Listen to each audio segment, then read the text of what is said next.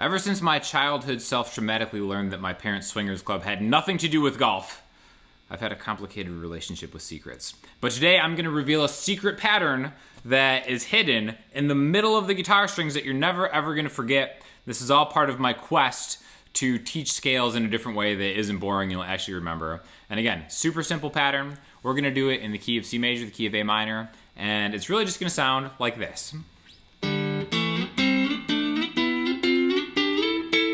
Okay, so everything I'm doing is happening on the D and the G strings, okay?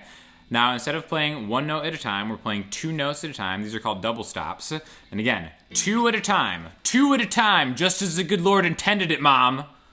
Just two. A pair. A holy pair right here, okay? So it starts really easy. It's just the open D string, the open G string. I'm just playing it finger style, plucking it with my thumb and my pointer finger, right? Now, if we just went through the notes of C major, we would get like a hand shape like this. C, D, E, F, G, A, B, C. Just like that, okay? Now, playing it in that way, just gives you a hand shape, okay? Now, you can learn positions of the major scale and be like, all right, so there's C major, there's A minor, G mixolydian, so on and so forth. But, again, that sounds like a scale. This is something that we can musically add to our playing, which I'm going to demonstrate in a second. But first, let's just look at the frets that we have to play to get this, right? So the open strings, it's kind of like the first step. D and G together, right?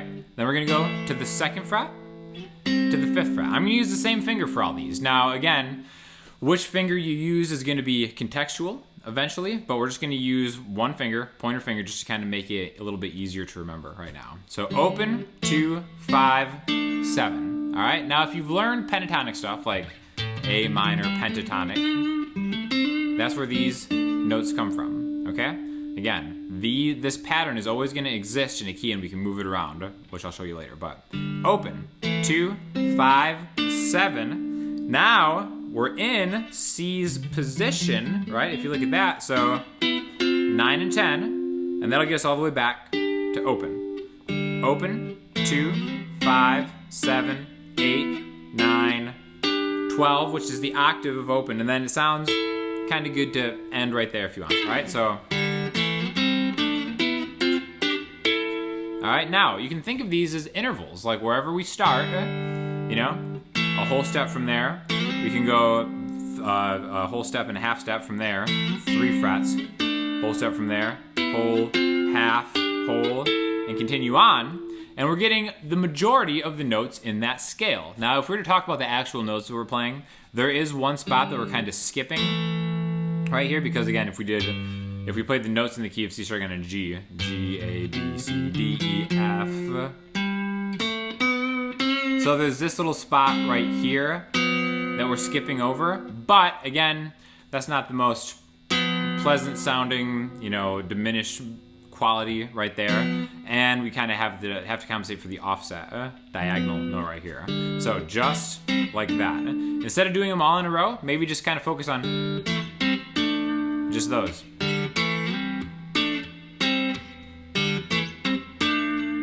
Open, 2, 5, 7.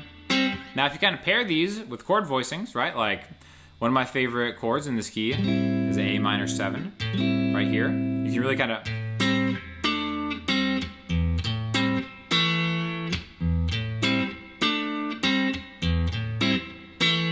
and then you're just kind of jamming on an A minor. And I think that's kind of like a really musical approach. You know, add a little swing to it. Not the kind of swing you'll find at the golf course. That's not your country club swing. You can go farther.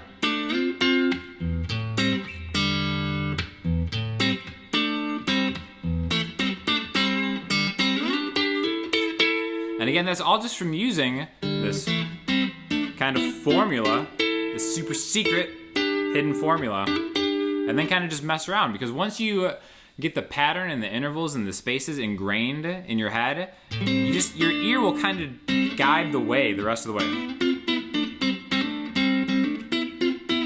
And I think it's always going to sound pretty good, because double stops sound great, especially on electric guitar, acoustic guitar, whichever way you want to play it. And you'll also see that, like, in a lot of these chord voicings, the double stop is built in, right? So for this, the easiest way to play A minor 7, you could even have the open A, and and then just kind of get the 5th fret on the D and G string, like that, and that kind of counts as your A minor 7 for the most part, and then you can just move around like that.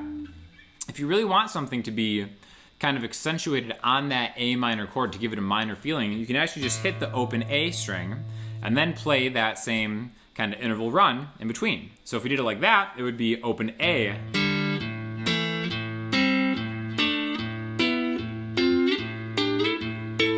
okay, like that. You can even go to a higher voiced A minor chord like that and kind of end up right there, from A minor to A minor. So again, I think it's really good to kind of just develop these little touchstones of things that you can do in any chord.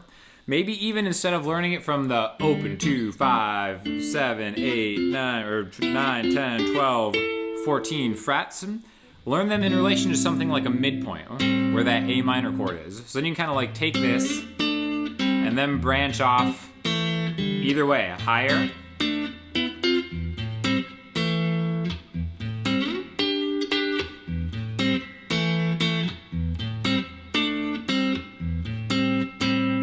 and then it's kind of like a good kind of in-between point to go either backward, forward, any direction, right?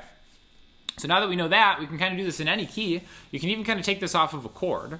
Like let's say we just want to do something in B minor or something. Just move everything a step higher, right? You can remember, all right, so this was my touchstone point here on the 5th fret. And I always remember I can go back 3 frets and then back 2 frets. So if you're on a B, it's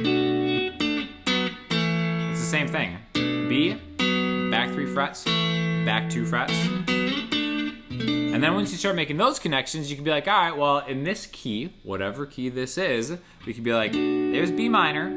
I do remember that when I was in A minor, I went back here, and that connected to that G Mixolydian vibe that I had before. So now when I'm in B, that connects to the A Mixolydian vibe. If that didn't make any sense, you should definitely check out the class that I made on just learning the entire fretboards using the modes that I did with my buddy Justin. I'll make it on super sale for the rest of the week, so it'll be the cheapest price it's ever been. Trust me, it's like hours of content. If you've ever been confused by how these kind of shapes connect with each other, there's like a lot of backing tracks and stuff that you can use for that. And we break everything down super simply from the ground up instead of just kind of like skipping around, kind of like I'm doing in this just to prove a point, right? So again, we've got that B minor chord. I'm thinking of this as the relative minor, right, in the key of D, which you'll learn if you take that course. And then it's like, all right, well, whatever key that's in, I got my minor 7 chord, I can go back 3.